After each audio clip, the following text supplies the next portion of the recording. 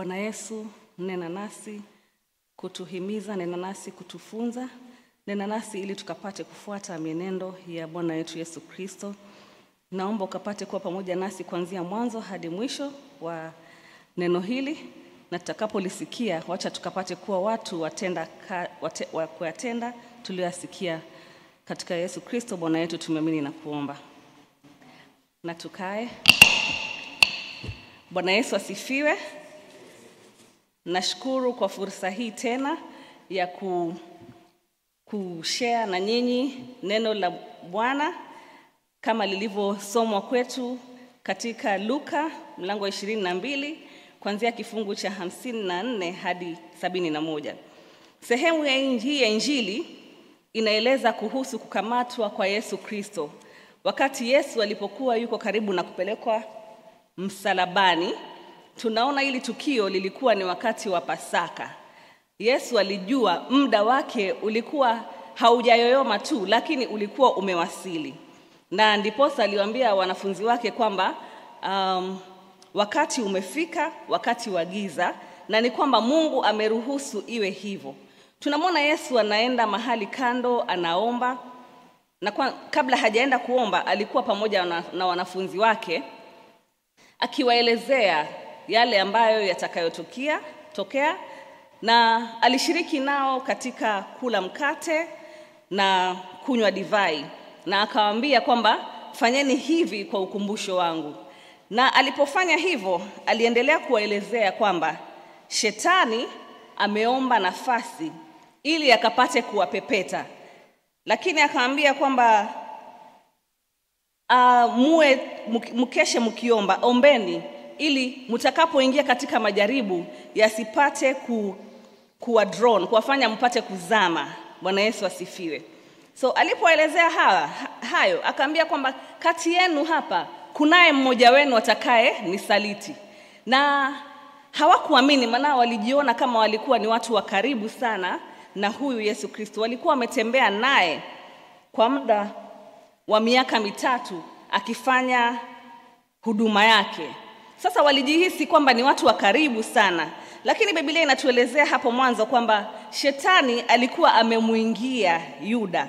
Naye Yuda akaenda kwa makuhani na wakuu wa sheria, akawaambia kwamba niko na strategy ambaye nitawasaidia ili mkapate kumkamata huyu mnayemtafuta. Maana walikuwa wametaka sana kumuua Kristo. Kwa maana Kristo alionekana ni kama amekuwa na popularity, amejulikana kuwashinda, na yale aliyokuwa anawasema ni kwamba yalikuwa yanawachoma mioyo. Sasa walikuwa wanatafuta njia ya kumzima huyu Yesu na kumfunga mdomo ili asiendelee kuyatenda yale anayopasa kuyatenda. Ila jambo moja tu ni kwamba hawakujua kwamba ilikuwa imepangwa hivyo, kwamba Yesu angeshikwa, asulubiwe na afanywe hayo yote. So tunaona Simon Petro akimuelezea Yesu hapo kwamba alipoambiwa kwamba utanikana mara 3, kabla ambiwe hivyo alikuwa amesema kwamba Yesu, mimi nitakuwa pamoja nawe, nitaenda pamoja nawe popote uendapo, hata gerezani na katika kifo, mimi nitakuwa pamoja na wewe. Bwana Yesu asifiwe. So Yesu akamwambia, Simon, Simon, sikiliza, shetani alitaka kuwapepeta nyinyi kama mtu apepetavyo ngano, lakini mimi nimekuombea ili imani yako isipungue. Nawe utakaponirudia watie moyo ndugu zako. Petro naye akamjibu kwa ujasiri, maana alijiamini, alikuwa na confidence in himself. Alidhani kwamba upendo ule ako nao kwa Yesu Kristo, atakapomuona akiteseka atamfuata hadi mwisho. Akamwelezea Yesu kwa ujasiri kwamba nakwambia, naye Petro akamjibu, Bwana, mimi niko tayari kwenda na wewe gerezani hata kufa. Na Yesu akamjibu akamwambia, Petero, kabla jogoo halijawika leo utakuwa umenikana mara 3. Sasa pakaendelea hivyo shamra. Judas akaja akamshika, akambusu Yesu, watu wakamkamata, wakaanza kumpiga Yesu, akapigwa, akawa anatemewa mate, akadhihakiwa, akaambiwa mambo mengi, akatusiwa na akapelekwa katika hii nyumba ya kuhani mkuu. Ndio hapa verse 54 tunaona kwamba basi wakamkamata na kumchukua na kwenda naye nyumbani kwa kuhani. Na Petro akawa anamfuata nyuma kwa mbali. Yule ambaye alikuwa amesimama kwa ujasiri na kusema kwamba Yesu, nitaenda na wewe hadi pale utakapoenda, gerezani na hadi kifo. Lo and behold, alikuwa anafuata kwa mbali. Kumaanisha hakuwa anataka any association na huyu Yesu. Alikuwa anamfuata, anamhurumia na anajaribu kimwili ili akapate kufulfill yale ambayo alikuwa amesema kwamba nitakuwa na wewe hadi popote utakapoenda. Lakini tunaona kibinadamu, ubinadamu ulimzidi naye akashindwa.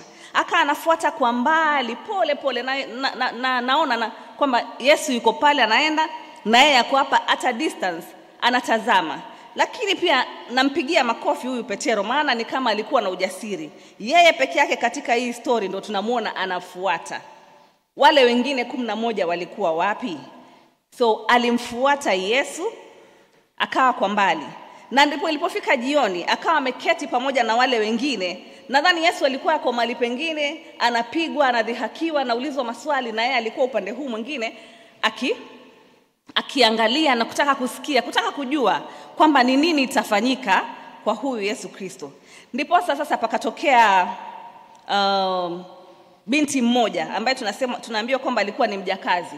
Akamuona naye akamuuliza, akamfuata kwa kipole, manake alikuwa ako mahali wanaota moto.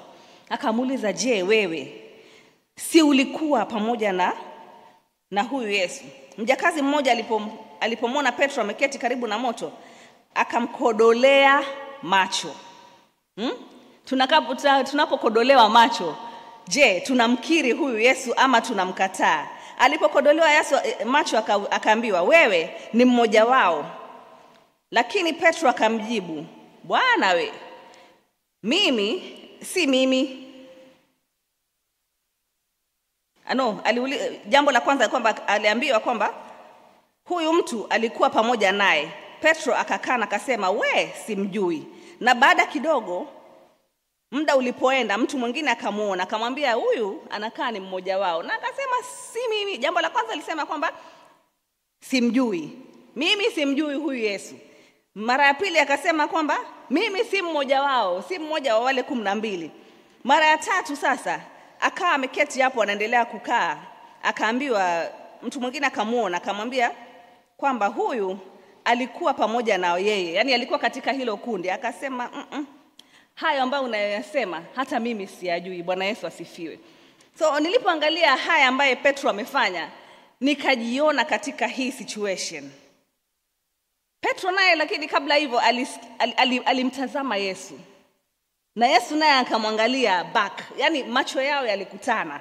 Kulikuwa na eye contact hapo.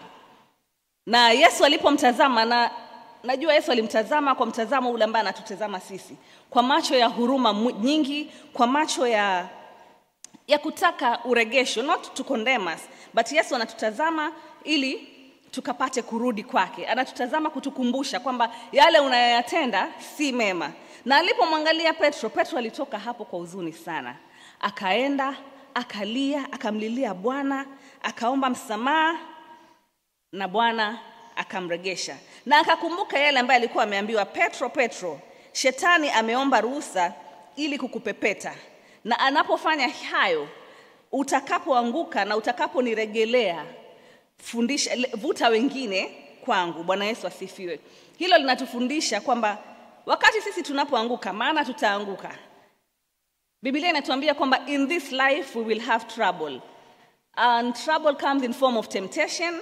Trouble comes in form of kwamba tumefiliwa saa nyingine. Trouble comes kwa kupoteza kazi. Trouble comes kwa njia nyingi. Mungu anajua kwamba tutapitia majaribu ambayo wakati mwingine kibinadamu tutachagua njia ambazo hazimpendezi Mungu na tunaweza kuanguka. Lakini Bwana anatuambia kwamba tutakapoanguka tunafaa kumregelea Bwana. We should not remain at that place of kwamba tumeanguka na sasa tumekuwa na hatuna tumaini na hatujui tufanye nini. So hapa katika hii inatufundisha mambo mengi. Na ndiposa nilipokuwa nafanya hili neno nikakumbuka story nyingine. Nilipokuwa msichana, nililelewa katika familia ya Ukristo, na niliokoka nikiwa mdogo. But unajua kuna ile wokovu wa kwamba umeokoka lakini uko tu, yani hautendi dhambi yale ambayo tuna consider big sins, but tuko tu. But nilipofika form 3 nilimake a commitment na nika follow Christ kabisa. Baada ya hapo niliingia katika CU na nikakuwa very active mpaka nikafika katika kiwango cha kuwa CU vice chair katika hiyo secondary school. So nilijulikana kama Florence Mwokovu. Na tulipomaliza form 4 ile katika hali ya usichana nikakuwa convinced na wenzangu wakati mmoja, maana nilianza kuishi peke yangu nikiwa mdogo. At the age of 22 nilikuwa naishi peke yangu, maana nilikuwa nishapata kazi ya kwanza. So nikiishi peke yangu wakati wa Christmas ile kuvuka mwaka, nikakuwa convinced twende mahali kunaitwa Bob's. Bob's ni disco, ilikuwa ni disco hapo zamani. So wakati niliingia pamoja na wenzangu, ndio kuna mmoja ambaye tulikuwa tunasoma na yeye aliniona. Kanipiga kelele, Florence Mwilole! Akasema huyu sasa ni nani ananiona mahali hapa? Mahali ambapo sistahili kuwa. Nikiangalia hivi naona kweli namkumbuka huyu ni Gloria Mathias. Lakini sikutaka apige kelele, maana hata mimi mwenyewe nikiingia pale nilikuwa, yani nafsi yangu ilikuwa inanisuta. Nilikuwa siko mahali pema, manake nilikuwa najulikana kama Florence Mwokovu.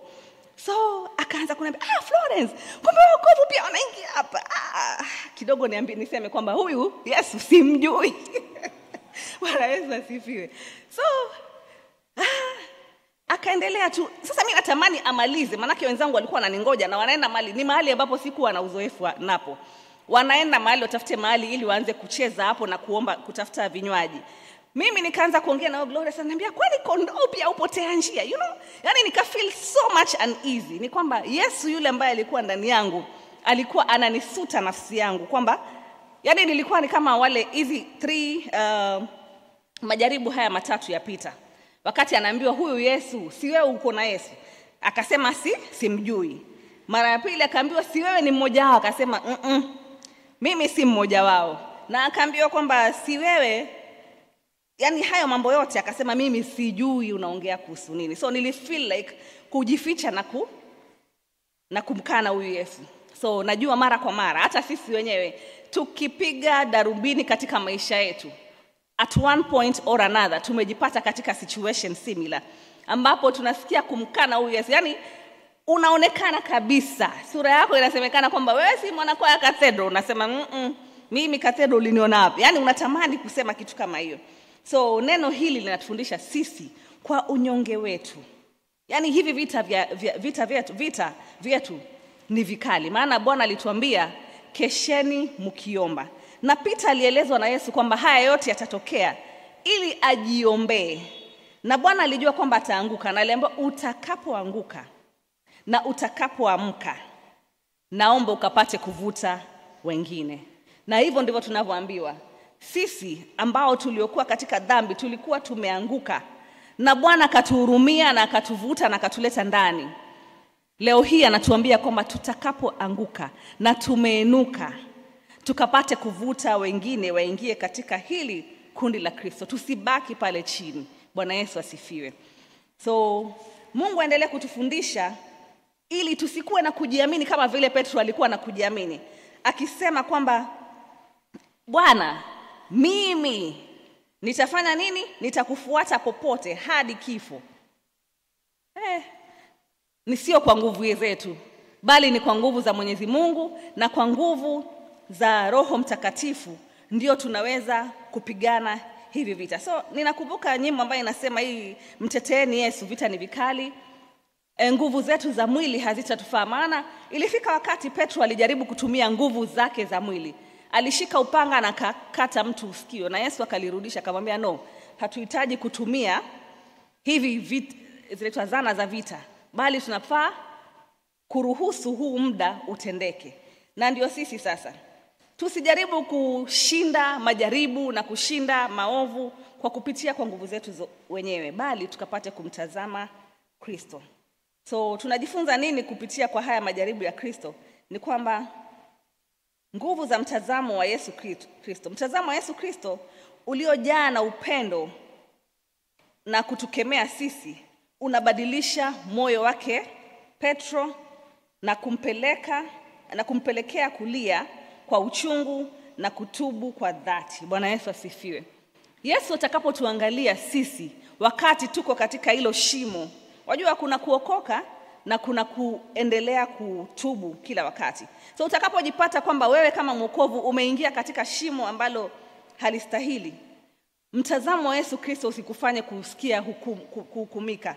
Mtazamo wa Yesu Kristo unafaa kukuregesha, unafaa kuleta uregesho kwake. Na jambo la tatu ni kwamba mtazamo huo unatufundisha kuwa hata baada ya kuanguka Yesu yupo tayari kutusamehe na kuturegesha katika neema yake. Bwana Yesu asifiwe. So tuendelee kumwangalia Kristo na kumtazama yeye, maana kuanguka kuko, lakini msamaha pia nao uko. Na ndiposa alipokufa pale msalabani alituambia kwamba it is finished, imekwisha. So liko tumaini baada ya kuanguka. Usianguke tu na ukabaki hapo chini, bali anguka na utazame msalaba wa Yesu Kristo na utubu na uendelee kwenda mbele. Na jambo lingine ambalo linatufundisha ni kwamba uaminifu na kuhudumu katika imani. Utakapoanguka, endelea kuwa mwaminifu kwa Yesu, maana yeye ni mwaminifu kwetu, na tuendelee kudumu katika imani. Nilitaka tuangalie kitu hapa katika hii nyimbo ya Mteteeni Yesu.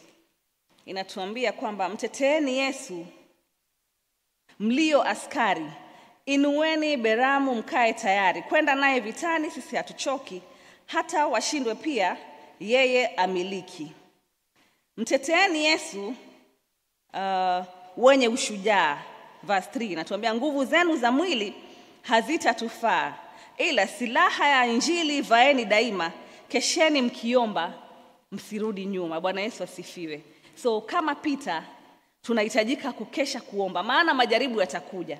Yatakapokuja kitupata kama tumedumu katika kuomba na kumtumainia Kristo, Bwana atatutetea, maana tutakuwa tuko na nguvu. Lakini kama hatukeshi na kuomba, majaribu yakija kwetu yatatupata tumekuwa weak, so tutaanguka kwa urahisi. So tuendelee kutumainia nguvu ya msamaha na maregesho, the power of forgiveness and restoration. Bwana anataka kuturegesha kwake tutakapoanguka. Tuendelee kutizama msalaba. Katika jina la Baba na la Mwana na la Roho Mtakatifu. Amen.